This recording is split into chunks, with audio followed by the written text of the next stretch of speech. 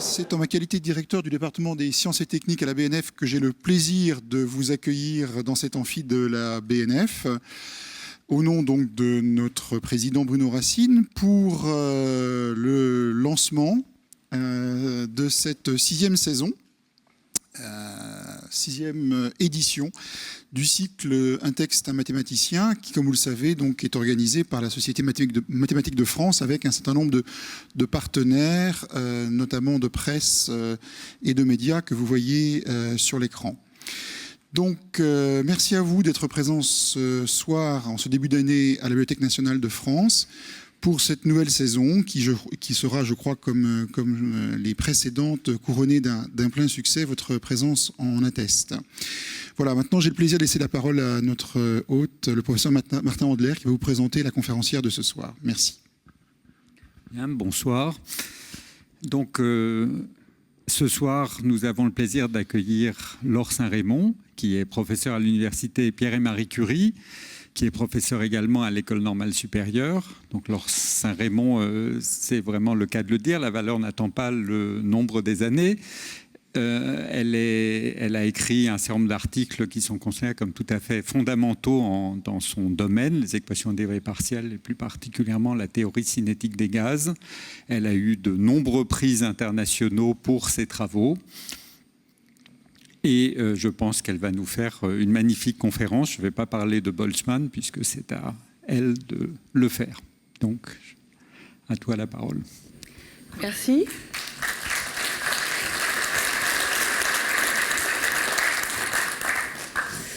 Bonsoir. Donc ce soir, je voudrais évoquer avec vous la vie et puis l'œuvre, ou en tout cas une partie de l'œuvre de Boltzmann, dont certains ici ignorent peut-être même le nom. Alors, Boltzmann, c'est le personnage qui est représenté ici au milieu de la photo, qui a l'air plutôt austère. Il est né en 1844 à Vienne, dans une famille de la haute bourgeoisie autrichienne. Et donc après, il a reçu une éducation au domicile de ses parents par un précepteur. Et cela lui a permis d'avoir une culture très large. Alors, à titre d'exemple, c'est quelqu'un qui faisait beaucoup de musique, il était pianiste. Et il a été formé quand même par un très grand musicien qui est Anton Bruckner. Et ensuite, ça lui a permis d'avoir des relations toutes particulières avec ses enfants, puisqu'il a fait de la musique avec ses enfants. Il a beaucoup assisté aux concerts, il y a l'Opéra de Vienne en particulier. Donc une culture musicale importante, et puis aussi une culture littéraire très large. C'est un adepte de Schiller, et quelqu'un qui écrivait lui-même de la poésie pour agrémenter les soirées qu'il organisait. Et puis plus tard dans sa vie, il s'est mis à la philosophie, et donc il a développé une nouvelle philosophie pour les sciences, qui est la première chose en fait qu'il a rendue célèbre en Autriche. Alors c'est pas de ça que je parlais ce soir, parce que j'en serais bien incapable. Donc, il est devenu professeur, pas de philosophie, mais de physique et de mathématiques. Il était donc en poste à l'université, dans différentes universités. Et c'est comme ça qu'il a rencontré sa femme, qui était une de ses étudiantes. Et je pense que c'est important de noter donc, Henriette von Eigenthaler, qui était sa femme, était une des premières femmes à pouvoir assister aux cours à l'université. Elle-même, plus tard, a été privée de ce droit. Mais voilà, je pense que c'est quelque chose qui est important. Une des premières femmes à entrer dans un cursus scientifique. Et donc, de ce mariage sont nés 5 enfants. L'aîné est mort assez jeune, et on verra que ça a pas mal perturbé Ludwig Boltzmann. Et que c'est une des raisons pour lesquelles sa santé psychologique a été quelque peu détériorée. Voilà, et donc Boltzmann, c'était un père très attentif, voire un petit peu gâteux, et qui accédait volontiers à tous les désirs de ses enfants, y compris ceux d'avoir des animaux divers et variés. Voilà. Alors, dans le cadre de ses fonctions, comme il était professeur d'université, et comme c'est encore aujourd'hui le cas, Boltzmann a beaucoup voyagé. Donc, il a surtout voyagé en Europe, mais il a fait aussi 3 voyages aux États-Unis. C'était plus compliqué qu'aujourd'hui, évidemment, puisqu'il n'y avait que le bateau. Et de ces voyages, il a ramené un certain nombre de carnets de notes. Et donc, on peut voir de quelle façon le Nouveau Monde était perçu par Boltzmann. Donc, il a écrit à propos de New York, visiblement, ce qui l'a fasciné, c'est le tourbillon des trams, des trains et du métro. Et je trouvais ça vraiment très dangereux. Il a écrit aussi à propos de la Californie. Et là, ce qui l'a plutôt frappé, c'est un voyage plus tard dans sa vie. Et on voit que ce qui l'a frappé, c'est plutôt le fait que la liberté dont on parlait tant aux États-Unis était pas si réelle que ça, puisqu'on n'avait même pas le droit de boire du vin. Voilà, alors outre ces voyages, un point très important de la personnalité de Boltzmann est le fait que c'était un professeur de très grand talent, qui a été très apprécié de ses étudiants, parce qu'il expliquait très bien, malgré son air un peu pas marrant. Il faisait des cours très, très clairs, et puis il considérait les étudiants comme des pairs, donc il était toujours très ouvert aux discussions, et les gens se rendaient compte au fur et à mesure combien ils avaient appris de lui. Donc voilà, ces 2 citations ici de 2 anciens étudiants de Boltzmann qu'on retrouve dans la correspondance. Voilà, alors évidemment, c'est pas juste parce que il faisait des bons cours qu'il est passé à la postérité. Boltzmann, notamment parce que c'était un expérimentateur de grand talent, a fait une carrière très brillante et assez rapide, puisqu'il est né en 1844 et il est devenu professeur en 1866 à Vienne. Alors après, il a eu diverses responsabilités et divers postes. Donc on peut être un petit peu étonné. Il y a des moments où il a des postes de physique et des postes de mathématiques. Évidemment, à cette époque-là, les gens savaient tout faire. C'est plus le cas aujourd'hui. Mais quand même, on constatera qu'une chaire de physique, c'était quand même mieux qu'une chaire de mathématiques. Voilà. Alors aujourd'hui, je ne ferai pas de commentaires. Bon, en tout cas, cette carrière a été récompensée par de nombreuses distinctions. Donc un certain nombre de distinctions à l'étranger dans des académies diverses et variées. Et puis l'empereur d'Autriche lui avait même proposé de le faire noble, mais il a trouvé que si ses ancêtres avaient pu vivre comme de simples bourgeois, alors ses enfants pourraient aussi, et donc il a refusé cette distinction.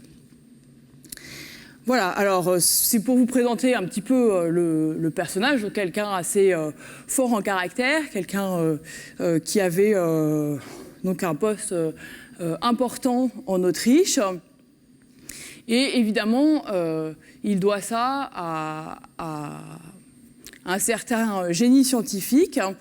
Et il me semble que sa contribution majeure, qui est probablement pas celle pour laquelle il a été reconnu tout de suite, est sa compréhension de l'irréversibilité.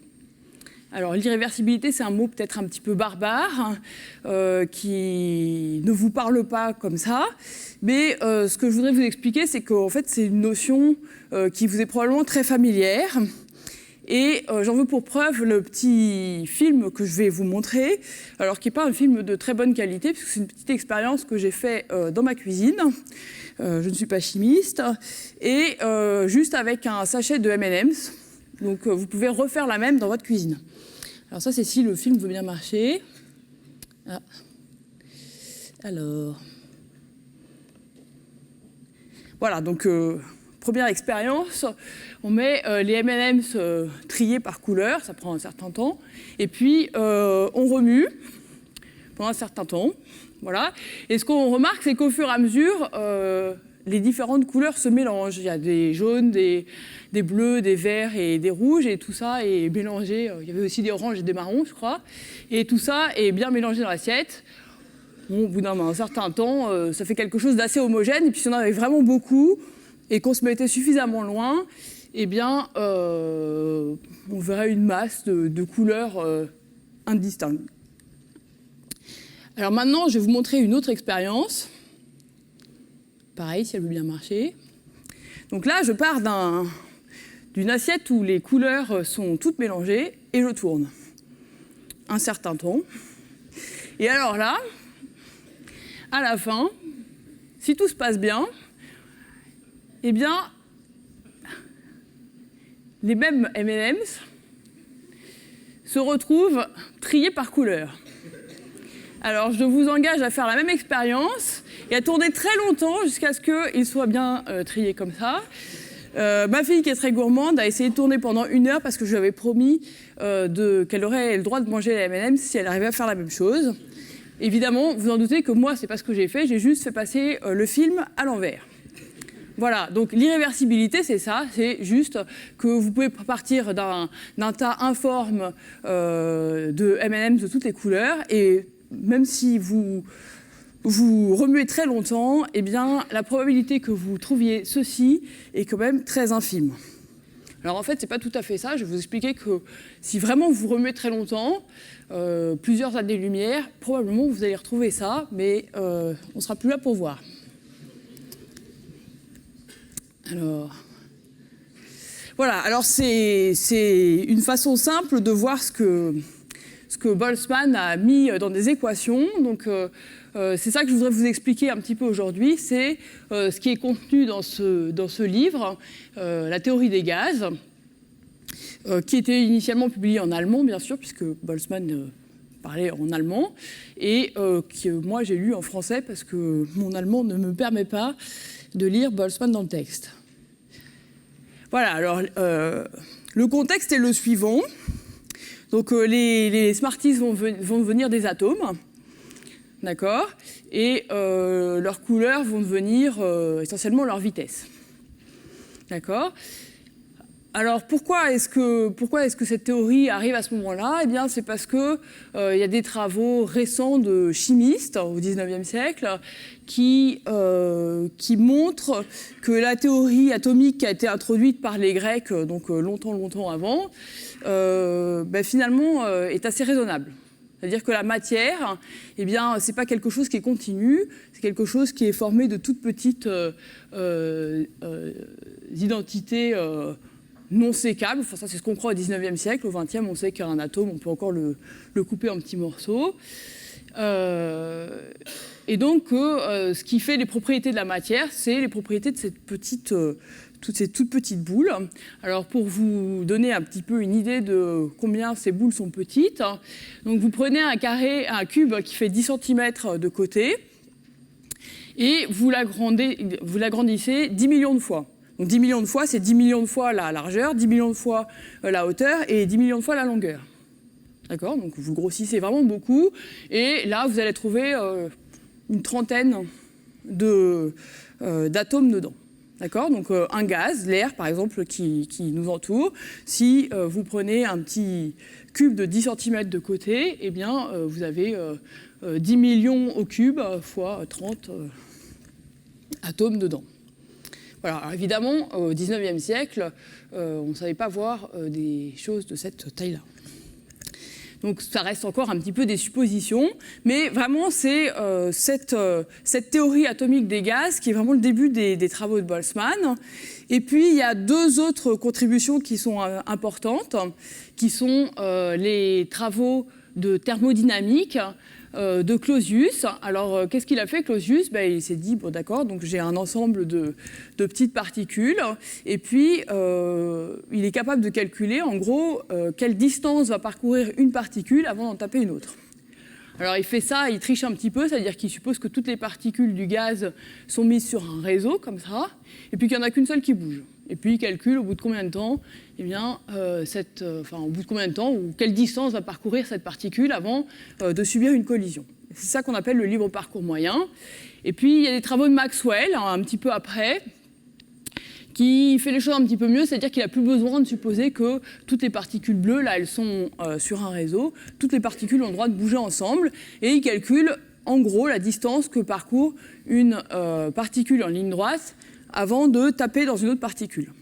Et il en déduit, par des calculs un petit peu compliqués que je ne vais pas expliquer maintenant, quels sont les états d'équilibre du gaz. Alors l'idée de Boltzmann, l'idée vraiment fondamentale pour faire le pas entre cette description avec des atomes comme un système avec plein de particules, et puis l'équation que Boltzmann va écrire, c'est de se dire, de toute façon, les atomes, ils sont tous pareils. D'accord ? Donc si vraiment je veux me fatiguer, je peux mettre un numéro sur chaque atome et puis me demander à chaque instant où est l'atome numéro 1, où est le numéro 2, où est le numéro 3. Mais vous voyez qu'il y en a, j'ai dit 10 puissance 3 fois 7, donc ça 10 puissance 21 ou 10 puissance 22 atomes. C'est très fatigant, d'accord, de mettre un numéro sur chacun et puis de savoir où est chacun et à quelle vitesse il se promène. D'accord ? Donc Boltzmann dit... Je peux me fatiguer un tout petit peu moins en disant je considère ça comme un gros paquet d'atomes et puis je compte juste le nombre d'atomes qui vont être à telle position avec telle vitesse, puis savoir si c'est le numéro 1, le numéro 3 ou le numéro 5, eh bien j'oublie. D'accord ? Donc c'est ça qu'on entend par particules, par description probabiliste, c'est-à-dire que les particules, elles sont toutes pareilles, donc on oublie leur numéro, et puis on s'intéresse juste à savoir les propriétés statistiques de ces particules. Alors l'inconnu dans cette description, eh bien, ça va être ce qu'on appelle la fonction de distribution, f. Donc on compte à chaque instant le nombre de particules qui ont la position x, donc ça c'est quelque chose qui se promène dans l'espace, qu'on peut voir, et puis qui ont une vitesse v. D'accord ? Donc à chaque instant t, on compte ces particules. Alors si vous avez en tout un nombre fini de particules, voilà, il suffit de compter. D'accord ? Alors après, on a des notions un peu plus générales qui permettent de généraliser cette notion de fonction de distribution au cas où vous avez un nombre infini de particules et où les paramètres sont continus. Et donc c'est écrit... vraiment dans le texte de Boltzmann, c'est en rouge ici vous avez le texte de Boltzmann. L'objectif, c'est de connaître la loi de répartition des vitesses. D'accord ? Donc, ça, c'est l'objectif qu'on a. Alors vous allez me dire, qu'est-ce que c'est que cette histoire de loi de répartition des vitesses ? Qu'est-ce qu'on en fait ? Est-ce qu'on peut la mesurer ? Alors la réponse est non, on ne peut pas la mesurer. Même aujourd'hui, on ne peut pas mesurer la loi de répartition des vitesses avec tous les instruments magnifiques qu'on a. Ce n'est pas possible. D'accord ? Ce qu'on peut mesurer, c'est des moyennes de cette fonction de distribution. Alors la moyenne la plus simple, c'est la densité. C'est-à-dire, alors c'est un petit peu difficile de voir ça dans un gaz comme l'air parce qu'on ne voit rien. Mais voilà, c'est en gros la proportion de particules qui est à un endroit et par rapport à la proportion de particules qui est à un autre endroit. D'accord ? C'est ça qu'on est capable de mesurer. Ça, il y a des outils qui permettent de mesurer ce genre de choses, ou des outils qui permettent aussi de mesurer, en gros, la vitesse d'écoulement. Si vous mettez de l'eau dans votre baignoire, eh bien, il y a des... Enfin, moi, dans ma baignoire, j'ai pas ça, mais il y a des instruments qui permettent de mesurer quelle est la vitesse moyenne à un endroit du fluide. Vous voyez ça de temps en temps derrière des piles de ponts, dans des écoulements, dans des rivières. D'accord ? Donc ça, c'est des instruments qui existent. Vous pouvez aussi mesurer la température. Ça, peut-être, tout le monde a ça chez soi, un thermomètre. D'accord ? Donc toutes ces grandeurs que vous pouvez mesurer, on peut les calculer à partir de la fonction de distribution. D'accord ? En faisant des moyennes. La température, c'est quelque chose qui se calcule avec un écart type, pour ceux qui ont fait un petit peu de statistiques. Voilà. Donc vous ne pouvez pas mesurer f, mais vous pouvez mesurer des moyennes de f. Alors maintenant, ce qu'on veut, ça, c'est être capable de calculer f, si je le connais à un instant T qui m'est donné. Je voudrais savoir un peu plus tard comment va être F. D'accord ? Je trouvais une équation d'évolution pour F. Alors, qu'est-ce qui se passe ? Donc, j'ai mes petites boules, là, qui sont mes atomes, hein, et puis je veux savoir comment ils vont évoluer.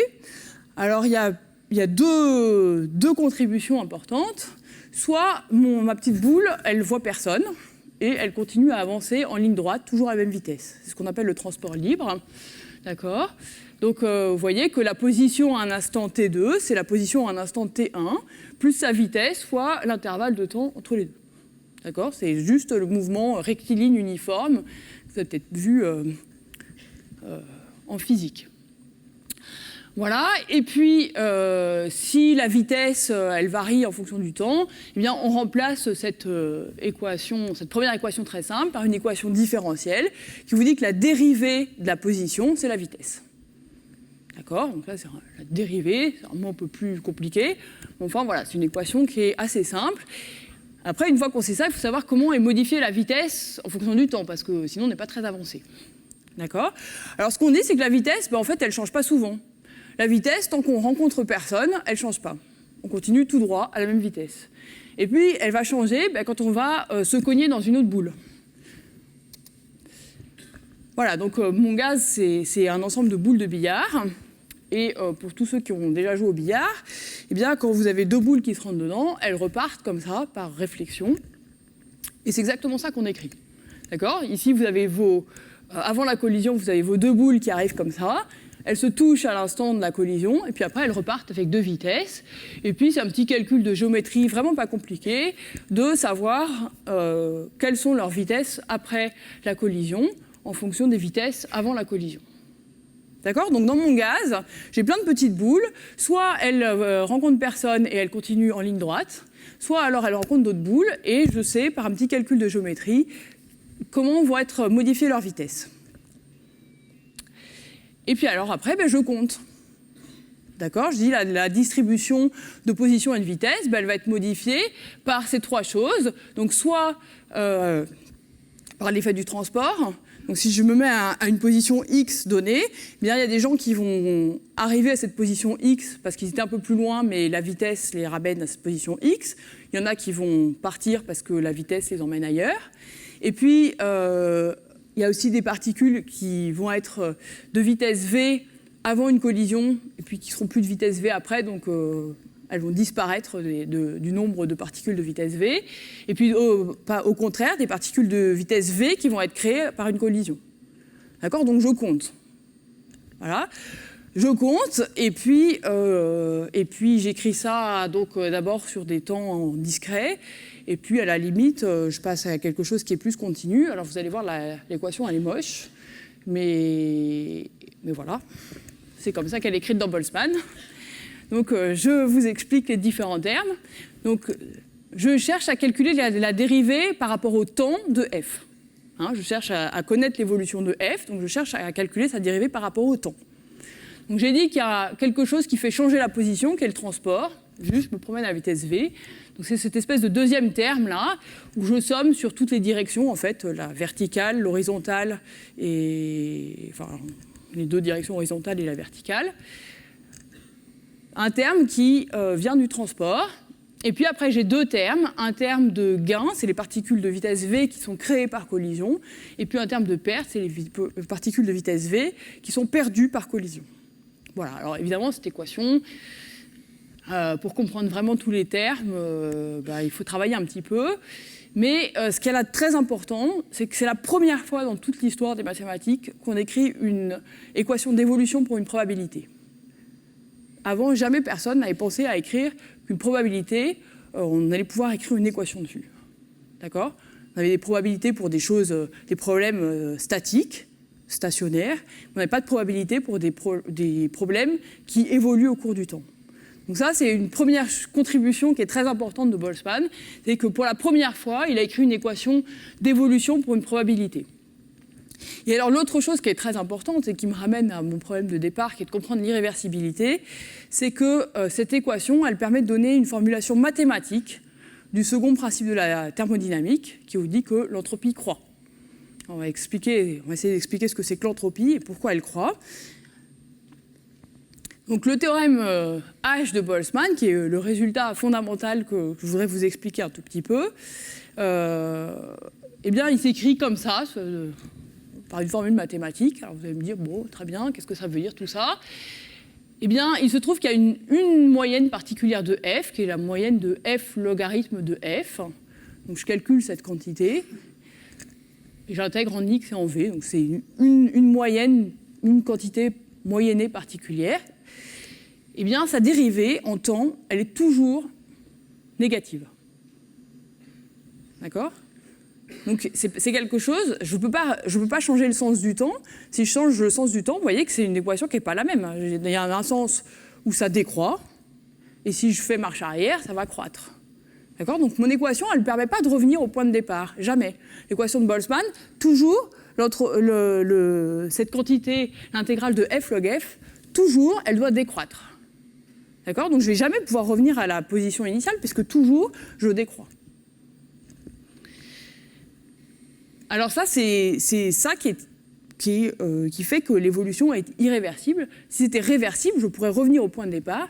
Ici, je ne peux pas revenir au point de départ. J'ai quelque chose qui toujours décroît. D'accord? Si vous avez votre porte-monnaie plein de pièces, et puis vous marchez et tous les 2 mètres, vous jetez des pièces, eh bien, à la fin, votre porte-monnaie, il est vide. Et puis, il y a assez peu de chances que quand vous faites demi-tour, vous puissiez ramasser toutes les pièces. C'est pas réversible. D'accord? Voilà, et c'est écrit comme ça dans le texte de Boltzmann. Alors évidemment, le langage a un petit peu changé, et donc peut-être que c'est pas la façon la plus facile de comprendre. Mais voilà, et ce qu'il essaye de comprendre après, c'est quelle est la signification physique du fait que j'ai cette quantité qui décroît. D'accord? Pourquoi est-ce qu'elle décroît? Et qu'est-ce que ça veut dire physiquement que cette quantité décroît?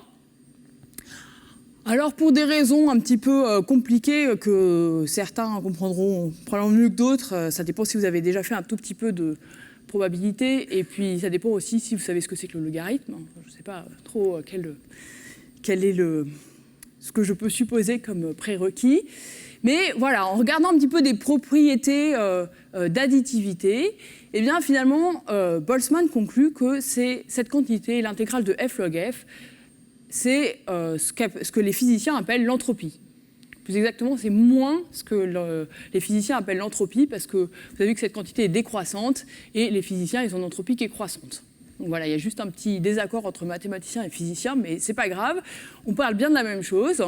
Et donc c'est ce petit calcul basé sur des propriétés simples du logarithme qui permet à Boltzmann de dire, mais en fait, cette quantité, on la connaissait déjà, c'est l'entropie. Alors, je vais essayer de vous expliquer ce que c'est que l'entropie, avec toujours mes petites boules, comme tout à l'heure. Qu'est-ce qu'elle fait, l'entropie? J'ai dit tout à l'heure, en calculant des moyennes de f, je peux trouver des choses qui sont, que je sais mesurer, la vitesse moyenne, la température. Ça, je pense que pour personne ici, c'est un problème de savoir ce que c'est que la température. Enfin, vous avez une idée assez concrète de ce que c'est. Alors maintenant, l'entropie, ça, c'est quelque chose qui, a priori, parle un petit peu moins dans le langage courant. Et ce que je voudrais vous expliquer, c'est qu'en fait, ce que ça permet de compter des états microscopiques. Alors là, c'est un petit peu compliqué. Donc ce que je peux voir, d'accord, donc ce que mon f mesure. Je vais prendre une analogie. Donc d'habitude, mon f, il me mesure le nombre de particules qui ont la position x et la vitesse v. Et là, comme c'est compliqué, parce que x et v, c'est quelque chose de dimension très grande, je fais quelque chose de plus simple. Je vais juste mesurer le nombre de particules qui ont la couleur bleue ou le nombre de particules qui ont la couleur noire. Ça, vous pouvez compter avec moi, c'est pas trop compliqué. D'accord ? Donc je pars d'un système où j'ai 4 particules, et chacune des particules peut être soit bleue, soit noire. Si j'ai pas de numéro sur mes particules, ce que je peux dire, c'est j'ai tant de particules qui sont bleues, tant de particules qui sont noires, et puis c'est tout. Et puis après, maintenant, si j'ai un numéro sur mes particules, je peux compter combien de fois j'obtiens chacune des configurations. D'accord ? Donc première configuration, mes 4 particules sont bleues. Alors je mets 4 boules ici. La probabilité, enfin le nombre de façons que je peux avoir 4 boules bleues, c'est qu'il faut, j'ai pas le choix, il faut que toutes elles soient bleues. D'accord? Donc, j'ai pas plusieurs possibilités. Il faut que toutes, elles soient bleues. Maintenant, si je sais juste, donc j'ai toujours mes 4 boules, et je sais juste qu'il y en a une qui est noire et 3 qui sont bleues. Et je leur mets des numéros. Donc le numéro, ça correspond à la position ici. Donc j'ai plusieurs possibilités. Soit je prends mes 3 premières qui sont bleues et la dernière qui est noire. Soit je prends les 2 premières qui sont bleues, la 3e qui est noire et la dernière qui est bleue. Soit alors je prends la première qui est bleue, la 2e qui est noire et les 2 dernières qui sont bleues. Ou, dernière possibilité, je prends la première qui est noire et les 3 dernières qui sont bleues. D'accord? Donc, j'ai 4 possibilités pour avoir 3 boules bleues et une boule noire. Au lycée, je pense qu'on fait ça avec des tirages. On met des boules dans un sac, puis à chaque fois on tire une boule et le numéro, c'est le numéro du tirage. Mais là, c'est savoir si on est plus à gauche ou plus à droite. D'accord? Mais c'est pareil. Donc j'ai une seule possibilité d'avoir 4 boules bleues. J'en ai 4 d'avoir 3 boules bleues et une boule noire. Et puis, alors après, j'ai fait le même exercice avec 2 boules bleues, 2 boules noires. On trouve 6 possibilités. Et après, c'est symétrique. Donc j'ai 4 possibilités d'avoir 3 noires et une bleue, et puis une seule possibilité d'avoir toutes les noires. D'accord? Donc ça, c'est probabilité qu'on fait, je pense, au lycée. Donc ce que je dis, c'est que ma configuration, mon f, ma fonction de distribution, elle vaut, ici, elle vaut la fonction de distribution, la probabilité d'être bleu, c'est 1, et la probabilité d'être noir, c'est 0. Et le nombre d'états microscopiques qui correspond, c'est 1, et du coup, l'entropie, c'est 0. C'est le logarithme du nombre d'états microscopiques, c'est 0. Ici, la probabilité d'être bleu, c'est 3/4. La probabilité d'être noir, c'est 1/4. Le nombre d'états microscopiques, donc ça c'est le nombre de possibilités que j'ai d'avoir 3 boules bleues, une boule noire, c'est 4. Et donc l'entropie, c'est K, qui est la constante de Boltzmann, fois le logarithme de 4. D'accord? Et donc vous voyez que finalement, l'entropie, elle mesure en quelque sorte le désordre. C'est-à-dire, l'entropie, elle est plus grande si j'ai plus de possibilités d'avoir le même état. Donc, elle est toute petite ici, parce que j'ai quand même, concrètement, si je tire 4 boules dans un sac, la probabilité qu'elles soient toutes de la même couleur, elle n'est pas très grande. Et par contre, la probabilité d'avoir 2 de chaque, elle est plus grande. Évidemment, tout ça, c'est une histoire de probabilité. Ça ne veut pas dire que c'est impossible d'avoir 4 boules de la même couleur. C'est moins probable, mais ce n'est pas impossible. L'histoire de l'entropie qui décroît, c'est pareil. On va regarder quelque chose avec des probabilités et plus savoir si les mouvements sont possibles ou pas possibles. D'accord? Donc, pourquoi ça ne veut plus marcher? Voilà, donc, et Boltzmann l'explique très clairement dans son texte. Il dit, dans la nature, existe toujours la tendance à passer de l'état le moins vraisemblable à celui qui l'est le plus. D'accord? Donc, l'histoire de l'entropie qui croît, c'est rien d'autre qu'un théorème de probabilité. D'accord? On va aller dans un état qui est de plus en plus probable. On dit aussi que le désordre augmente, parce que ça, c'est quelque chose que vous pouvez constater tous les jours chez vous. Le désordre a tendance à gagner. D'accord? Et donc, parce que c'est l'état le plus probable. Si on ne fait rien, c'est l'état le plus probable. D'accord? Après, on peut ranger. Alors, pour ranger les molécules dans un gaz, c'est plus compliqué. Et donc, voilà. L'idée, c'est juste ça. C'est qu'on va vers un état qui est plus probable. Et c'est ça le deuxième principe de la thermodynamique. Ce n'est pas quelque chose qui est déterministe, c'est quelque chose qui a à voir avec des probabilités. Voilà, et alors après, une fois qu'on a fait ça, on peut regarder est-ce que ce désordre augmente vraiment toujours, ou est-ce qu'il y a un moment où ça s'arrête? Est-ce qu'il y a un moment où on a atteint le maximum de l'entropie? La réponse est oui. On peut atteindre le maximum de l'entropie, ce qu'on appelle un état d'équilibre. Et en général, l'air qui est autour de nous, si on ne s'agite pas trop, il est à l'équilibre. D'accord? Et donc vous trouvez que la distribution des vitesses, elle est donnée par cette formule un petit peu moche, mais enfin qui est ce qu'on appelle une gaussienne. Hein, donc c'est quelque chose qui intervient souvent en statistique. Et c'était la distribution d'équilibre qui était prédite par Maxwell avec son petit calcul de boules qui se rentrent dedans. D'accord? Donc ce désordre augmente jusqu'à ce qu'on obtienne un équilibre. C'est pas pareil chez vous, hein. Ou alors l'équilibre, c'est pas joli à voir. Alors, je ne sais pas si j'ai réussi à vous convaincre du fait que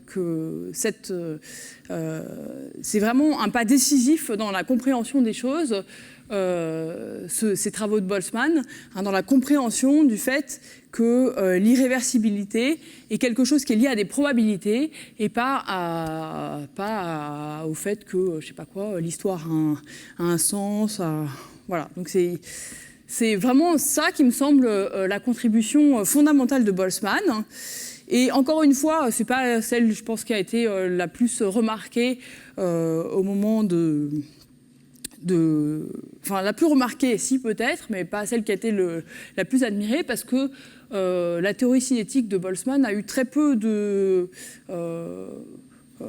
a suscité plus de débats, je dirais, que vraiment un réel enthousiasme chez ses contemporains. Pour plusieurs raisons. Donc, je ne sais pas si moi je vous ai convaincu, mais ce qui est clair, c'est que lui, Boltzmann, il n'a pas réussi à convaincre ses collègues. Bon, alors maintenant, j'ai pour moi l'avantage qu'il s'est passé plus de 100 ans depuis et que du coup, il y a un certain nombre de choses qu'on ne peut plus opposer à cette théorie de Boltzmann. Alors, la première opposition qu'a rencontrée Boltzmann, c'était cette histoire d'atomes.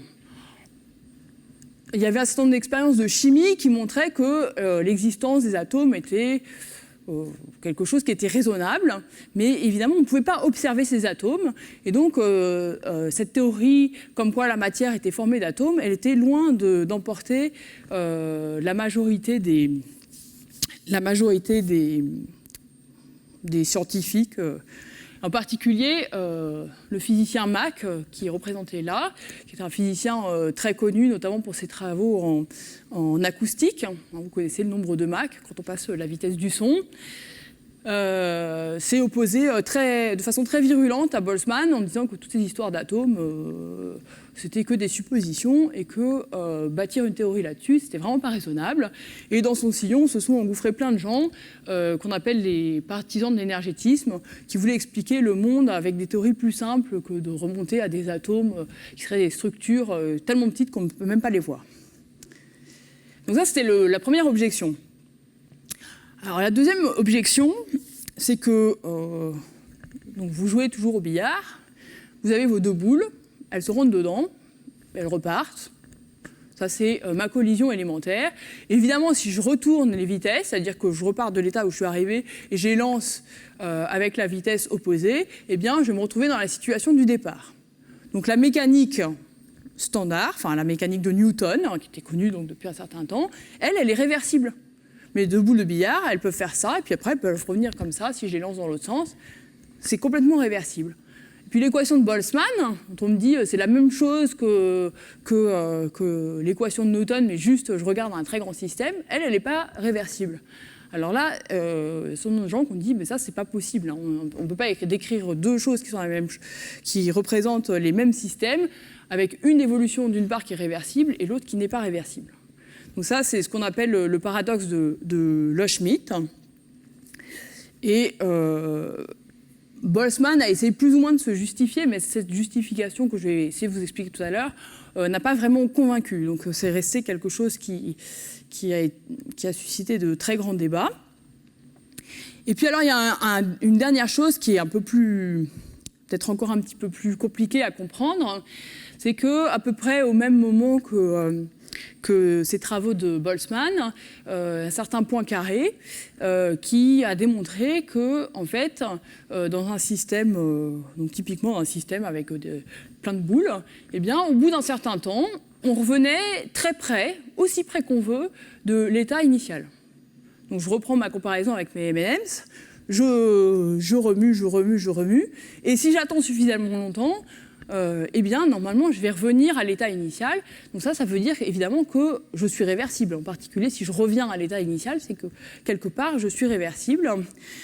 Et donc, il y avait, semble-t-il, un paradoxe entre ce que Poincaré venait de démontrer avec des maths, un théorème rigoureux, et puis l'espèce d'équation que Boltzmann avait écrite, qui devait être un truc de physicien, parce que franchement, ça n'avait pas l'air très raisonnable et très compatible avec le reste. Alors, ce paradoxe est connu sous le nom de paradoxe de Zermelo. et lui aussi a suscité de nombreux débats. Alors, j'essaie de vous expliquer pourquoi ces paradoxes n'en sont pas. Ce que Boltzmann a essayé d'expliquer, mais il n'avait probablement pas tous les outils mathématiques pour que ces explications convainquent vraiment ses adversaires. Alors la première chose, c'est que dans mon gaz, donc je vous ai expliqué qu'il y a de l'ordre dans un petit cube comme ça, hein, donc je ne parle pas de la pièce, mais dans un petit cube comme ça, il y a de l'ordre de 10 puissance 22 atomes. Donc c'est-à-dire un nombre très très très très grand de particules. Et le temps de récurrence, c'est-à-dire le temps qu'il faut pour revenir proche de l'état initial dans le théorème de Poincaré, eh bien, c'est quelque chose qui est de l'ordre de 10 puissance n. Donc ça veut dire que, en gros, pour que votre petit, si vous mettez juste dans une petite boîte là, toute petite boîte de 10 cm de côté des particules d'un gaz, eh bien, pour que ça revienne à l'état initial, en gros, il faut attendre 10 puissance 22 secondes. Donc, vous voyez, on ne sera plus là pour savoir. Hein. Aucun de nous et même peut-être plus le monde. Voilà, donc concrètement, ça veut dire que cette récurrence, on ne va pas l'observer. C'est quelque chose qui existe en théorie, mais concrètement qu'on ne va pas observer. Et alors, comme l'équation de Boltzmann, on l'obtient en plus, en fait, si on veut faire les choses rigoureusement, en passant à la limite, donc on fait tendre n vers l'infini, bien ce temps de récurrence, de toute façon, il est infini. Donc il n'y a pas de contradiction entre quelque chose qui va revenir à son état initial en un temps très très très très loin, et puis quelque chose qui, localement, sur un temps juste où je peux le regarder, est irréversible. D'accord ? Donc c'est la première justification. Et d'ailleurs, Boltzmann l'a écrit. Hein, il a écrit « La loi de répartition des vitesses pour les molécules n'est pas mathématiquement exacte, tant que le nombre des molécules n'est pas supposé mathématiquement infiniment grand. » D'accord ? Donc l'équation de Boltzmann, c'est pas pour un système fini, même dans cette pièce qui est quand même assez grande, avec, je vous ai dit, beaucoup de molécules dans un petit cube, eh bien, l'équation de Boltzmann, elle est quand même pas exacte. Elle serait exacte si on avait vraiment une infinité de particules. D'accord ? Donc, juste, ce qu'on espère, c'est que ça donne une bonne approximation. Et puis, alors, l'autre point qui a échappé probablement aux adversaires de Boltzmann, c'est que les équations de Newton, donc celles qui vous donnent l'évolution de deux boules de billard, eh bien, elles prédisent une évolution qui est déterministe, c'est-à-dire que vous donnez deux boules que vous savez reconnaître, leur vitesse, leur position, alors que l'équation donnée par l'équation de Boltzmann, elle, c'est quelque chose qui est une équation sur une probabilité. D'accord ? Et donc, elle prédit quelque part le comportement qui est le plus probable. Elle ne prédit pas un comportement qui va arriver à coup sûr.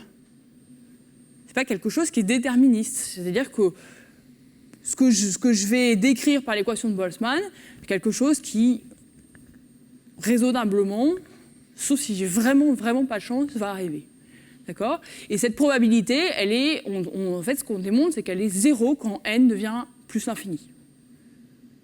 D'accord ? Donc si n est fini, et pas plus infini, eh bien, j'ai quand même une toute petite chance, pas très grande, mais une toute petite chance que ce que je suis en train d'écrire avec l'équation de Boltzmann, eh bien, ça ne corresponde pas à ce qui va se passer.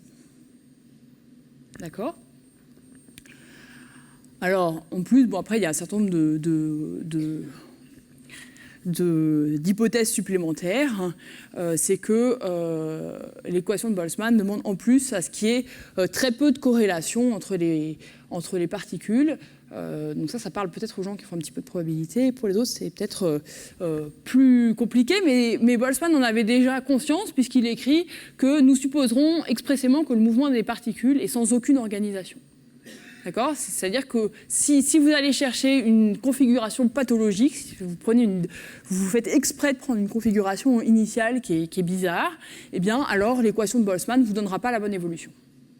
d'accord ? Mais en général, si vous n'allez pas chercher cette situation pathologique, l'équation de Boltzmann, elle vous donne une évolution qui est tout à fait raisonnable, et d'ailleurs qui est utilisée aujourd'hui pour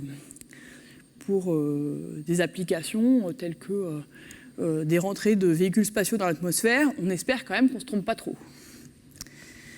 Voilà, alors donc, pour finir, je dirais sur le fait que cette théorie de Boltzmann a été pas très bien acceptée du vivant de Boltzmann, hein, eh bien, je pense que ce qui lui manquait, finalement, c'était un certain nombre d'outils mathématiques qui, aujourd'hui, sont beaucoup mieux compris.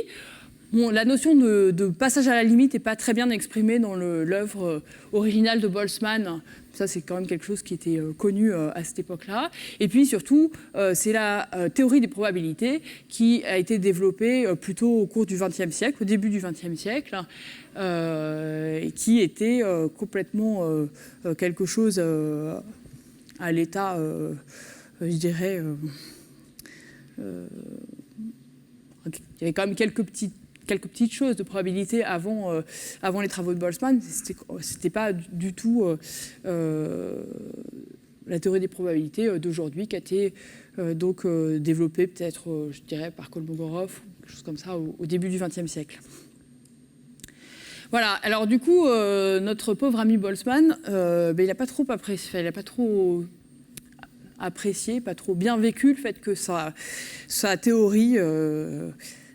qui, dont lui, je pense, pensait que c'était quand même le sommet de son œuvre, ne soit pas bien reçu. Et ça ne lui a pas tellement bien réussi. Vous voyez que c'était un jeune homme assez sûr de lui et assez heureux de vivre, et qu'au fur et à mesure, il est devenu dans un état psychologique de plus en plus dégradé. C'est devenu à tel point pathologique qu'il avait l'impression d'avoir, pas que l'impression, il avait des adversaires partout, donc il a changé de poste dans les dernières années de sa vie, en gros tous les 2 ans, en se fâchant donc avec Mach, avec Oswald. Voilà, donc il est devenu un petit peu maniaco-dépressif, ce dont il avait tout à fait conscience, puisqu'il expliquait que cette alternance de périodes où il allait bien et de périodes où il allait moins bien était due au fait qu'il était né pendant la nuit du Mardi Gras au mercredi des Cendres. Donc ça expliquait que de temps en temps c'était Mardi Gras et de temps en temps c'était mercredi des Cendres. Et ça a tellement mal tourné qu'il a fini par se suicider donc en 1906, juste avant de reprendre ses cours, tellement il était angoissé de retourner à l'université. Voilà, donc il y a probablement aussi d'autres choses dans sa vie personnelle qui ont fait qu'il n'allait pas très bien, mais je pense que le fait que ses travaux étaient mal reçus a certainement joué aussi. Alors, s'ils ont été mal reçus au moment de sa vie, ses travaux, depuis, ont connu un grand succès. Les premiers grands succès, c'est au moment des travaux de Planck et Einstein qui ont vraiment remis cette théorie à l'honneur. Et donc, je voudrais expliquer quelques prolongements des travaux de Boltzmann plus récents. Alors d'abord, sur le fait qu'on peut comprendre de façon mathématique ce second principe de la thermodynamique. Donc l'enjeu, c'est vraiment celui-là, c'est de dire est-ce que cette idée de probabilité vraiment explique le fait qu'on passe d'une évolution qui est réversible à quelque chose qui est irréversible. Est-ce qu'on peut écrire ça avec un théorème de maths ? Alors la réponse est oui, mais la réponse est oui avec d'abord quelques restrictions, c'est-à-dire que c'est un problème qui est encore essentiellement ouvert aujourd'hui, malgré quelques progrès, et puis qui a demandé beaucoup de travaux de beaucoup de gens. Donc aujourd'hui, on est capable, à partir de l'équation de Newton, de dériver l'équation de Boltzmann en faisant un passage à la limite. Et alors, ce passage à la limite, d'abord, suppose quelques quelques hypothèses sur les tailles respectives des différents paramètres. C'est-à-dire que si vous avez n particules, eh bien, il faut supposer que votre diamètre de chacune des boules, il est comme 1 sur racine de n. Donc ça, c'est ce qu'on appelle le choix d'échelle. Et ce choix d'échelle, il a été obtenu et compris par grade. Donc vous voyez, en 1949, donc déjà plus de 60 ans plus tard. Voilà, donc ça c'est quelque chose qui est très important, qui est fondamental quand on veut définir ce qu'est un gaz parfait. C'est que, vous voyez que quand vous allez, donc chaque boule a un diamètre de 1 sur racine de n, donc son volume c'est quelque chose qui est comme 1 sur n à la puissance 3,5, d'accord, 1 sur racine de n au cube. Et donc quand vous multipliez par n, puisqu'il y a n boules, ça fait quelque chose qui est comme 1 sur n à la puissance 1,5. Et vous voyez que quand vous faites tendre n vers l'infini, ça tend vers 0. C'est-à-dire que dans votre pièce, le volume vraiment occupé par vos atomes, c'est quelque chose qui est minuscule par rapport au volume de la pièce. D'accord ? C'est ça qu'on appelle un gaz parfait, c'est-à-dire que pratiquement, on peut supposer que les particules, c'est des points. D'accord ? Elles n'occupent presque pas de volume. Donc ça, c'est un premier pas important, c'est de connaître ce choix d'échelle qui permet de faire le passage à la limite. Et puis, il y a le deuxième ingrédient qui est très important, c'est cette histoire de probabilité. Et donc, on a finalement un théorème qui est dû à Lanford, qui est de 1975. Donc, vous voyez, presque, même carrément 100 ans après le fait que Boltzmann ait écrit son équation, puisque c'était 1872. Et qui dit que si au départ, vous supposez que toutes vos particules sont indépendantes, c'est-à-dire que vous ne faites pas exprès de les mettre toutes au même endroit ou de prendre une répartition qui est tout à fait pathologique, donc si au départ elles sont indépendantes, eh bien alors on peut démontrer qu'avec donc le choix d'échelle de grade, eh bien la fonction de distribution pour les n boules, c'est quelque chose qui est proche de la solution de l'équation de Boltzmann. Alors proche, ça veut dire proche, c'est qu'on est capable de mesurer l'erreur. Cette erreur, elle tend vers 0 quand n tend vers l'infini. Et puis, c'est vrai pour un ensemble de données initiales qui est très gros, qui est de probabilité 1 quand n tend vers l'infini. D'accord ? Donc il faut combiner ces deux choses, c'est-à-dire combiner l'idée d'erreur et puis de probabilité sur l'ensemble des configurations initiales pour arriver à avoir un résultat mathématique propre. Alors le problème de ce résultat mathématique propre, c'est les deux petites lignes qui sont en bas là, qui est le temps de validité. Ce qu'on est capable de démontrer, évidemment c'est pas très glorieux, c'est que cette convergence a lieu sur un temps qui est en fait minuscule, puisque c'est 1/5 du temps moyen entre deux collisions. D'accord ? Donc vous êtes capable de montrer quelque chose sur les propriétés collisionnelles d'un gaz, mais en gros, vous aurez que, tant que cette équation est vraie, vous aurez que 1/5 des particules qui vont avoir subi une collision. D'accord ? Donc ce résultat mathématique est à la fois très important parce que conceptuellement, ça veut dire qu'on est vraiment capable de passer de quelque chose qui est réversible à quelque chose qui est irréversible par un théorème complètement rigoureux. Mais en même temps, sur vraiment la validité de l'équation de Boltzmann, ça reste quelque chose d'un peu décevant. Et à l'heure actuelle, malgré des recherches quand même importantes sur ce genre de problème, eh bien, on n'a pas mieux. Alors, vous allez me dire, bon, bah, d'accord, on a écrit, on s'est beaucoup fatigué, on a écrit une équation équivalable sur un temps rikiki. Est-ce que vraiment c'était la peine de se fatiguer autant ? Alors, cette équation, on s'est démontré mathématiquement qu'elle est valable sur un temps rikiki, mais en fait, il se trouve qu'elle a des propriétés qui sont raisonnables sur un temps qui est beaucoup plus grand. D'accord ?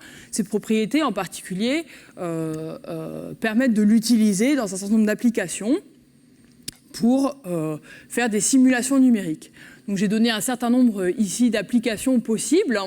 Donc, un exemple en aéronautique que j'ai déjà cité. Donc, quand vous voulez simuler un véhicule spatial qui va rentrer dans l'atmosphère, eh bien, vous avez besoin de savoir ce qui va se passer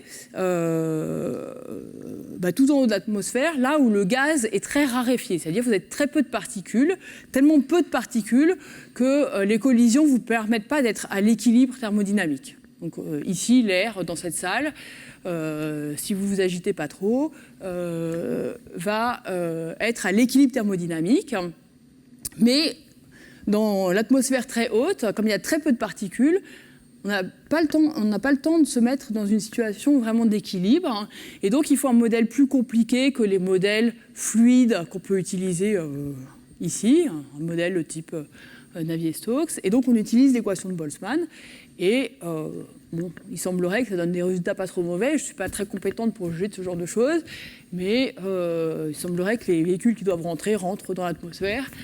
Donc, c'est probablement assez satisfaisant. Et puis, c'est une équation qui est utilisée maintenant dans d'autres domaines. Donc, dans les travaux de Boltzmann, il s'agit vraiment de travaux sur la physique. Mais aujourd'hui, c'est une équation qui est aussi utilisée dans d'autres domaines. Donc, j'ai ici cité un exemple en biologie. Donc, quand vous voulez modéliser ce qui se passe quand vous projetez un aérosol, par exemple, vous avez une grosse bronchite et vous faites des petites inhalations.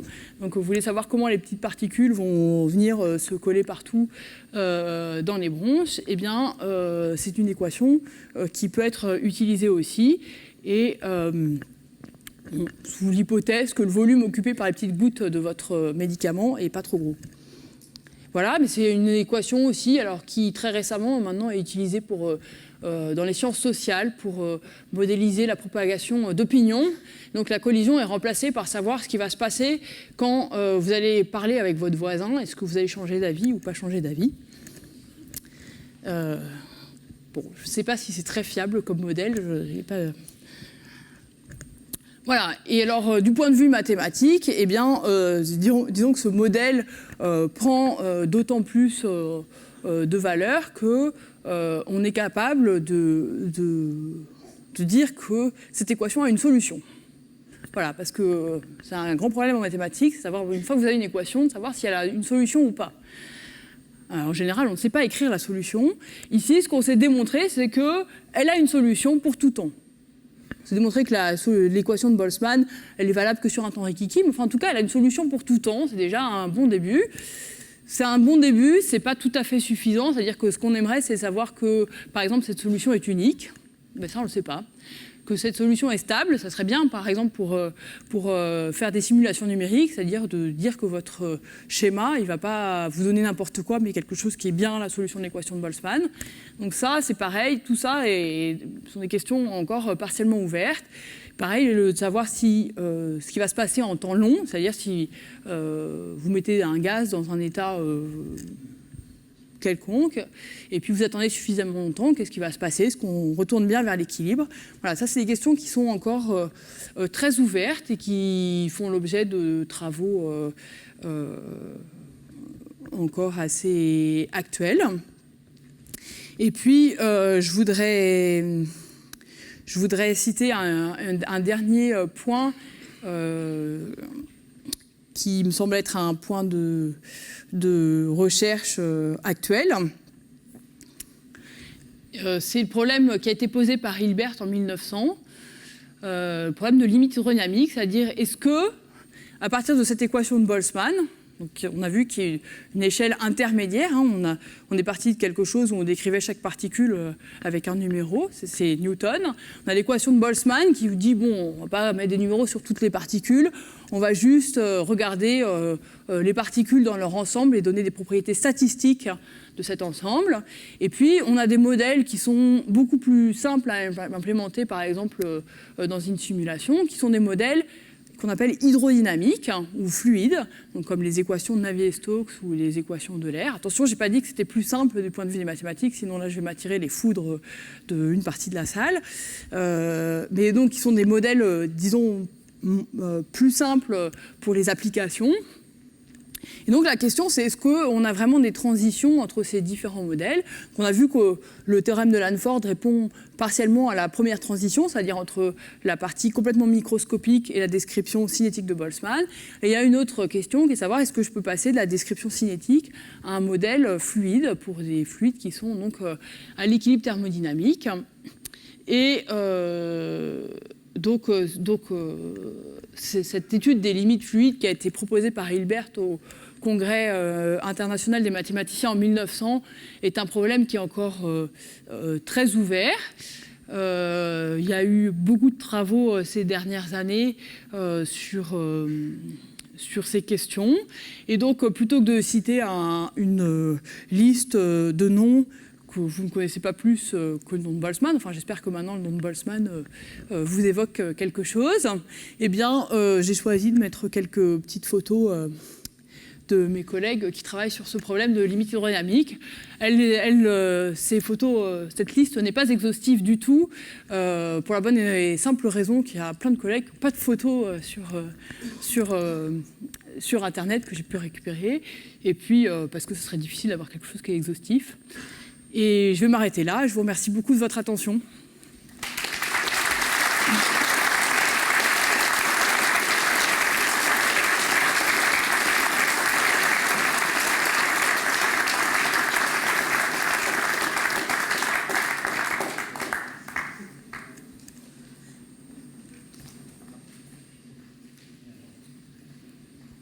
On a un peu de temps pour poser des questions à la conférencière, donc je vous invite à poser des questions.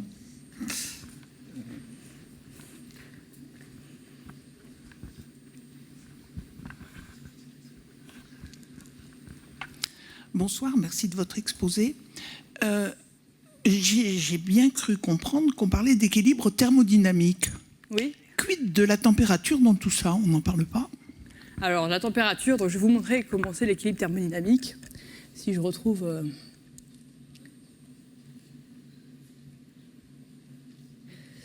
Ah, voilà. Donc voilà, à l'équilibre thermodynamique, ce qu'on dit, l'équilibre thermodynamique, c'est quand l'entropie, essentiellement, a fini de croître. C'est-à-dire qu'on est dans l'état qui est d'entropie maximum. D'accord? Et en fait, ce qui se passe, c'est que donc cet état, c'est l'état qui maximise l'entropie. Donc on peut démontrer par un calcul essentiellement de maximisation sous contrainte que du coup, la distribution des vitesses, elle est comme ça. D'accord?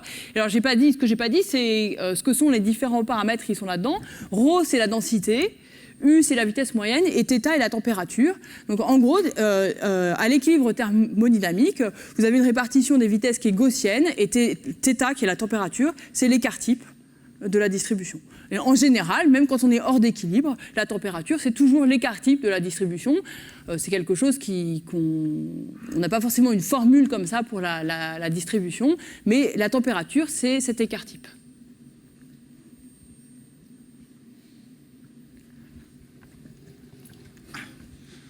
Oui, ces malheurs de Boltzmann, est-ce qu'ils ne résultaient pas en particulier de la difficulté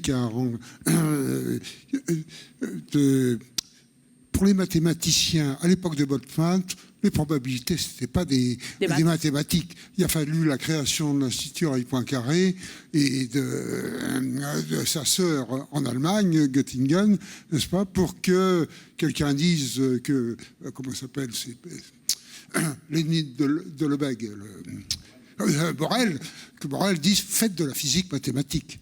Essayez de comprendre les problèmes de physique pour leur donner des bons modèles et réciproquement. Est-ce qu'en Allemagne, comment ça se passait? J'ai l'impression qu'effectivement, dans cette controverse sur les résultats de Boltzmann, il y a quelque chose que les gens ont mis du temps à comprendre, qui est le fait que de dire qu'on a un résultat, donc un théorème de probabilité, c'est pas la même chose que de dire qu'on a un résultat qui probablement est vrai. D'accord? Donc un résultat qui probablement est vrai, bon, bah, d'accord, il y a des choses qui probablement sont vraies, mais qui peut-être ne sont pas. C'est pas du tout pareil que le théorème de Lanford qui vous dit que la probabilité pour que le résultat soit vrai est égale à 1. Donc je pense que c'est une nuance qui peut paraître subtile, mais qui n'est pas si subtile que ça. C'est-à-dire que le théorème donne un résultat sur la probabilité. Effectivement, cette théorie des probabilités, pour être mise en forme correctement, nécessite au préalable tout ce qui est théorie des ensembles mesurables, théorie d'intégration, et qui sont des travaux effectivement postérieurs aux travaux de Boltzmann.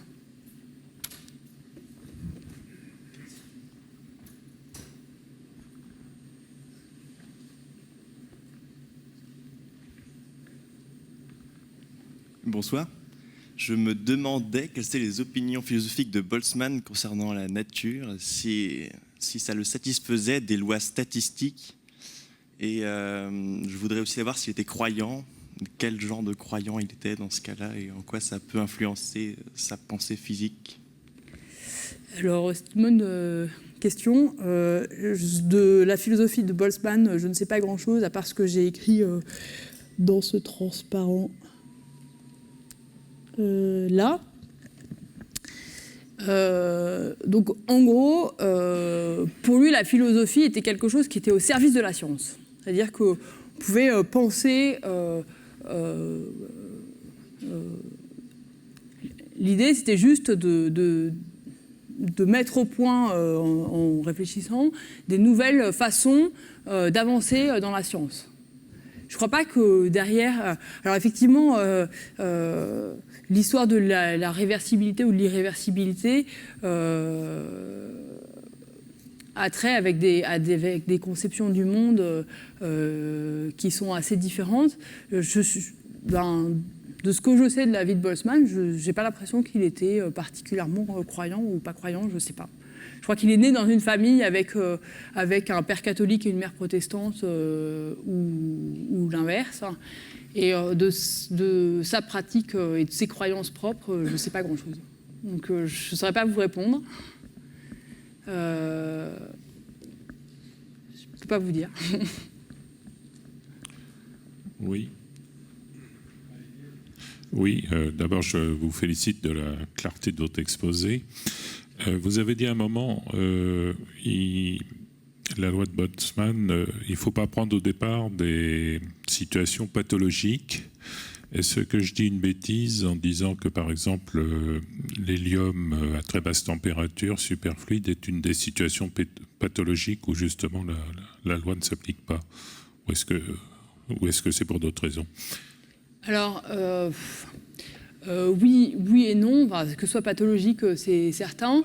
Je dirais que, par exemple, pour l'hélium à basse température, on a un modèle qui est équivalent, à l'équation de Boltzmann, mais on prend en compte le fait que les particules de base sont des bosons.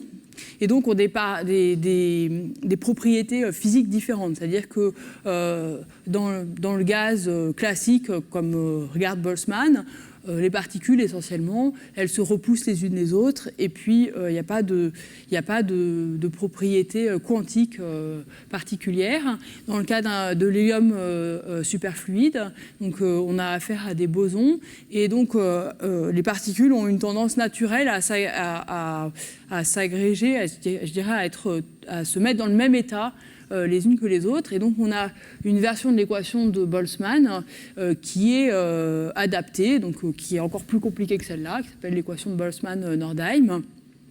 Boltzmann n'a pas écrite, hein, mais voilà. Je dirais que ça a plus à voir avec les propriétés microscopiques, avec l'interaction microscopique des particules, qu'avec cette propriété sur les configurations initiales. Cela dit, justement parce que ces propriétés sont différentes, que l'équation est différente, elle a un comportement différent, on n'est pas capable d'avoir l'équivalent du théorème de Lanford pour ces bosons. Parce que c'est plus difficile, effectivement, d'écrire l'indépendance dans ces conditions-là. Mais à la base, je crois que c'est vraiment pas un problème de configuration initiale. Il peut se poser aussi, on n'est pas suffisamment avancé, je crois, pour dire s'il se pose ou pas. Mais à la base, le problème n'est pas un problème de configuration initiale, mais d'interaction microscopique des particules. Oui, Dans le théorème de Lanford, vous avez dit qu'il y avait un temps de validité qui est extrêmement court. Est-ce que c'est une limitation du théorème ou est-ce que c'est une limitation de la situation? C'est-à-dire, est-ce que c'est ouvert de dire un temps de validité plus long ou... Alors c'est ouvert, hein, c'est un problème de méthode de démonstration. La méthode de démonstration utilise comment dire ça de façon simple, donne une convergence très forte en fait, donne une convergence de la fonction de distribution et aussi de toutes les fonctions de corrélation possibles que vous pouvez. Donc c'est une convergence, on regarde une série infinie de quantités qui ont fait converger en même temps. D'accord ? Et donc, ça demande des normes très fortes et on ne sait pas contrôler ces normes. Voilà, c'est un problème technique de la démonstration. On espère que ce n'est pas quelque chose qui est lié, qui est intrinsèque. Ce n'est pas lié à la physique du problème, c'est vraiment lié à la façon dont on aborde ce problème. Mais pour l'instant, donc il y a des tentatives de faire mieux que ça. Il y a par exemple sur des équations qui sont moins méchantes que Boltzmann, on arrive à faire des temps plus longs que ça, à faire quasi global. Mais voilà, sur cette équation-là, pour des raisons techniques plus qu'autre chose, on est limité à ce temps qui est très petit. Est-ce que l'équation de Boltzmann apporte de la lumière sur la transition laminaire turbulent d'écoulement des fluides? Alors, ça n'a aucun rapport. Ça n'a pas aucun rapport parce qu'au fait, pour décrire la turbulence faible, la turbulence d'onde, on écrit des équations qui ont la même tête que l'équation de Boltzmann. Mais le fait que ces équations se ressemblent n'est pas juste une coïncidence, mais je dirais que c'est pas l'équation de Boltzmann l'équation de Boltzmann, à partir du moment où on la retrouve dans d'autres contextes, donc par exemple dans la turbulence faible, permet d'écrire effectivement des phénomènes turbulents. En fait, ce qu'elle décrit, c'est comment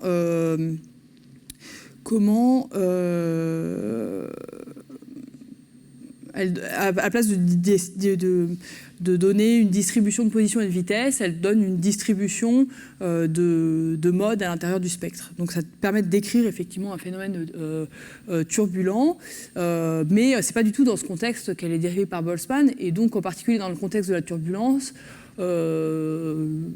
utiliser l'équation de Boltzmann, aujourd'hui, il n'y a pas vraiment de fondement mathématique. Je ne sais pas si ça répond à la question. Sauf que je n'ai pas entendu la fin de la phrase. Sauf qu'utiliser, vous disiez, l'équation de Boltzmann, l'équation de Boltzmann, elle est établie dans un contexte qui est celle essentiellement de la mécanique classique, hein, d'accord, pour un gaz sous des conditions que je vous ai dit rapidement, d'accord. Il se trouve que dans le cadre de la turbulence faible, on peut obtenir de façon essentiellement heuristique une équation qui ressemble beaucoup pour décrire donc le spectre de Kolmogorov à l'intérieur de... Voilà. Donc on obtient une équation qui est équivalente, mais cette équation n'a pas de fondement mathématique parce que dans ce cadre-là, on n'est pas capable de la dériver aujourd'hui. Ça ne veut pas dire qu'on ne sera pas capable de le faire demain, mais... Voilà. Donc cette équation se retrouve dans le cadre de la turbulence, mais pour l'instant, c'est une coïncidence. Oui, bonsoir. C'est une question concernant surtout les étudiants. Oui. Et souvent, on applique ce qu'on appelle un théorème de Maxwell sur la distribution des vitesses, en disant que F, ça va être le produit de F de Vx, F de Vy et F de Vz, en disant que c'est indépendant après le choc, alors que même on dit que tout est connu après le choc, puisque ça dépend uniquement du paramètre n, vous avez dit, de considération géométrique, donc ça n'est pas indépendant. Après le choc, elles sont plus indépendantes. Elles sont plus indépendantes. En fait, ce qui se passe, c'est que, voilà, en gros, ce qui se passe, c'est qu'au départ, on suppose qu'elles sont indépendantes. Ensuite, si par hasard, deux particules se cognent dedans, juste après le choc, elles sont plus indépendantes parce qu'elles se sont vues. D'accord ? Mais en fait, ce qui se passe, c'est que comme on a très peu de particules, essentiellement, deux particules qui se sont vues ne se reverront plus jamais. Non seulement ça, mais deux particules qui ont vu une même troisième particule ne se croiseront jamais non plus. Et puis, deux particules qui ont vu deux particules qui se sont vues, donc on a des arbres comme ça, de plus en plus grands, ne se verront jamais. Donc c'est vraiment une propriété de gaz qui sont très rares, c'est-à-dire avec des tailles toutes petites, hein, qui fait que voilà, l'indépendance, elle est propagée parce que concrètement, si deux particules se voient une fois, eh bien, plus jamais elles n'entendront parler l'une de l'autre, même par personne interposée. Donc la question était justement, c'est valable pour les gaz à la limite très très peu denses, ce qu'on apprend, oui. Hein, ce sont des gaz type parfaits. Donc est-ce qu'il y a un calcul qui donne un peu la densité à partir de laquelle ça n'est plus vrai? Et d'autre part, il y a un autre point on n'a pas trop bien abordé, c'est la difficulté qui consiste toujours, quand on fait nos calculs, à diviser par factoriel n pour l'indiscernabilité. Et ça, souvent, les élèves vous disent paradoxe de Gibbs, on ne comprend pas très bien.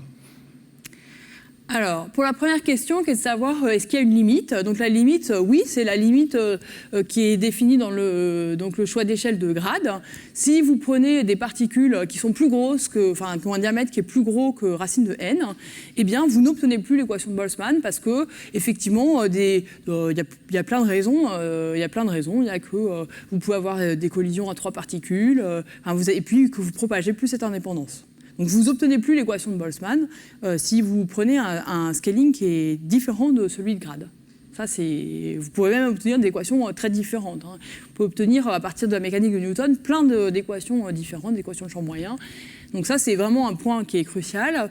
Alors maintenant, sur la division par factoriel n, je ne suis pas sûre d'avoir complètement bien compris la question. Ce qui se passe, c'est que l'équation de Boltzmann, elle décrit des phénomènes qui sont continus, qui sont obtenus par passage à la limite. Donc il n'y a plus de factoriel n. Enfin, f, c'est déjà quelque chose qui est une probabilité, c'est-à-dire que son intégrale, c'est 1. Donc on a déjà on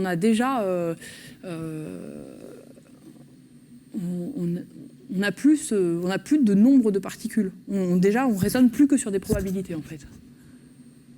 Il y a plus de... La normalisation, on l'a faite tout au début, avant de passer à la limite. On passe sur quelque chose qui est une probabilité, donc la probabilité, sa norme, c'est 1, et à la limite, c'est toujours 1. Enfin, il n'y a pas de problème avec ce nombre de configurations.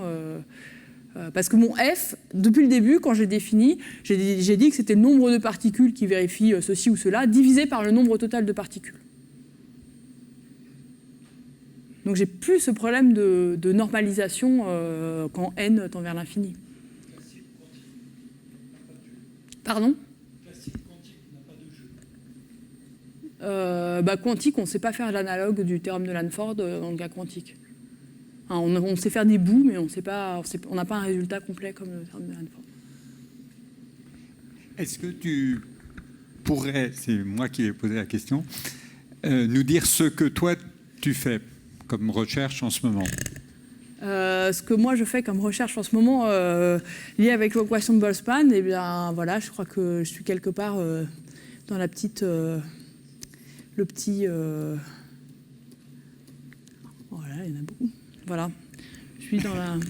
Voilà, donc je travaille sur les limites hydrodynamiques, en particulier avec des gens que j'ai vus dans la salle là, avec François qui est là, et voilà, je suis essentiellement sur le problème de limites hydrodynamiques. C'est-à-dire sur le problème de savoir si on peut passer par des théorèmes de mathématiques rigoureux, donc de la description de Boltzmann aux descriptions fluides type Navier-Stokes ou Euler. Et alors, est-ce que ça sert à quelque chose? Alors,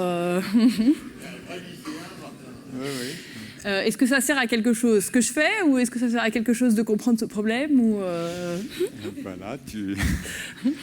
Alors, est-ce que ça sert à quelque chose de comprendre ce problème? Bon, déjà, il y a que... c'est des problèmes qui sont jolis. Alors après, on n'est pas forcément sensible à l'esthétique des maths, mais c'est un art comme un autre. Donc voilà. Ensuite, est-ce que ça sert dans des applications? J'ai cru comprendre que oui. Je suis pas des applications directement, mais il se trouve que donc on dit par exemple, je fais rentrer mon petit véhicule là dans l'atmosphère, et donc tout en haut, mon atmosphère est très raréfiée, et donc j'ai besoin d'une description de type cinétique, donc type équation de Boltzmann. Mais c'est que ça coûte très cher de faire une équation en coût de calcul. Hein. Je ne parle pas en coût financier, ça j'en sais rien, mais de faire une simulation avec une équation de type Boltzmann, c'est des coûts de calcul énormes parce qu'on travaille avec beaucoup de variables. Donc on ne peut pas s'amuser à faire ça sur tout le trajet de votre petite navette spatiale. Donc sur un bout, on va utiliser Boltzmann parce qu'on n'a pas le choix. Et puis après, sur un autre bout, ce qu'on espère bien, c'est de pouvoir utiliser un modèle fluide. Puis il y a un moment où il va falloir passer de l'un à l'autre. Et de savoir que ces modèles sont compatibles et qu'on peut passer raisonnablement de l'un à l'autre, je pense que c'est quand même important pour avoir un minimum l'assurance qu'on n'est pas en train de faire complètement n'importe quoi. Voilà. Et est-ce que les physiciens reconnaissent le rôle des mathématiciens dans cette affaire-là? Alors, Hilbert, il a posé ce problème, mais 10 ans plus tard, il a estimé qu'il l'avait résolu, hein, par des calculs essentiellement formels. Et nous, pauvres mathématiciens, aujourd'hui, nous avons fait un tout petit morceau de ce qu'il y a à faire. Mais pas du tout l'intégralité de ce problème. Est-ce que les physiciens sont sensibles à nos arguments? Je ne sais pas. Je crois quand même que j'avais été contactée à un moment par des gens qui font des murs. Alors, j'ai pas pu leur répondre parce que je suis totalement incompétente sur le problème précis qu'ils m'ont posé. Et des murs pour anti-bruit près des aéroports. Donc, quand même, les physiciens ou les ingénieurs ont quand même la notion que quand on va faire ce passage à la limite, hein, donc je dis je vais de mon équation de Boltzmann vers une équation, disons, Navier-Stokes, d'accord? Eh bien, j'oublie plein de choses quand je fais ça. Et en particulier, j'oublie les ondes acoustiques. Évidemment, quand vous voulez faire un mur anti-bruit, si vous avez oublié les ondes acoustiques, c'est facile à faire un mur anti-bruit, vous n'avez pas besoin de mettre de mur, d'accord? Donc je pense que quand même, on a des outils mathématiques qui permettent de dire, eh bien, on a des approximations qui sont plus précises, c'est-à-dire qu'on est capable de séparer, on a des outils pour séparer ces différentes composantes du mouvement, donc un mouvement de l'air qu'on peut raisonnablement à proximité de votre avion, qui peut être raisonnablement approché par un modèle de type fluide, et puis cette partie acoustique. Quand même, quand on fait des études propres de limite hydrodynamique, eh bien, on fait sortir tout d'un coup. Donc je pense que pour ce genre de choses, ça a une utilité. Après, il ne faut pas se voiler la face non plus. Ce qu'on sait faire aujourd'hui comme maths, ça répond à de la physique. Heureusement que les physiciens savent faire plus de choses et les ingénieurs encore plus, parce que sinon, l'avion ne serait pas prêt de l'inventer. Donc,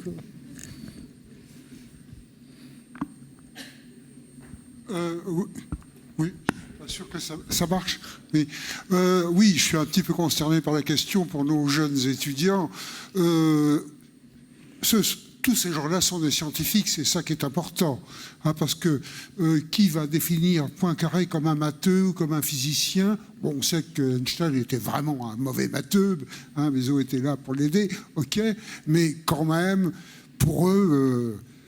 il faut qu'ils aient l'esprit scientifique, et pour ça, il faut qu'ils parlent le français, bien sûr. Bon, la question que je voulais poser, c'était est-ce qu'il y a des applications en théorie de l'information? On a l'habitude de parler de négantropie pour l'information, pour la définir, donc il y a un parallèle avec l'entropie. Et est-ce que vos recherches peuvent avoir, ou il y a des gens qui travaillent du côté des applications, justement, parce que vous êtes intéressé par les applications, c'est très bien, en théorie de l'information. Alors, est-ce qu'il y a des applications directes de l'équation de Boltzmann en théorie de l'information ? Honnêtement, je ne suis pas sûre. Est-ce qu'il y a des connexions entre l'équation de Boltzmann et la théorie de l'information ?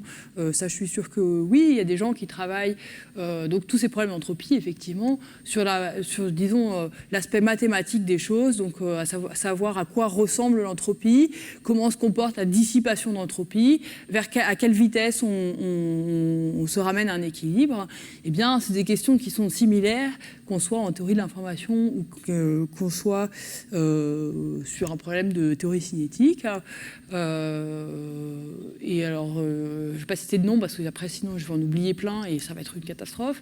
Mais donc, en particulier sur le problème de retour à l'équilibre, ces analogies entre la théorie de l'information et l'équation de Boltzmann ont été beaucoup utilisées. Après, c'est des analogies plus au niveau mathématique, je pense, que vraiment des applications. Aujourd'hui, la science est quand même plus morcelée, je pense, qu'à l'époque de Boltzmann. Il n'y a pas beaucoup de gens qui sont à la fois des matheux, des physiciens, des ingénieurs. Et voilà, je crois qu'on connaît des domaines plus petits. Donc il y a des connexions avec beaucoup de choses, mais on connaît des connexions avec ce qui n'est pas trop loin. Donc, avec des gens qui font d'autres maths ou avec des gens qui font de la physique proche, mais peut-être pas avec des gens qui font de la physique en plus sur des sujets peut-être...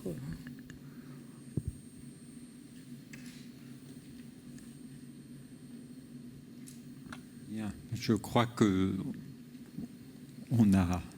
on peut conclure sur ce point-là en remerciant de nouveau la conférencière pour cette très belle conférence.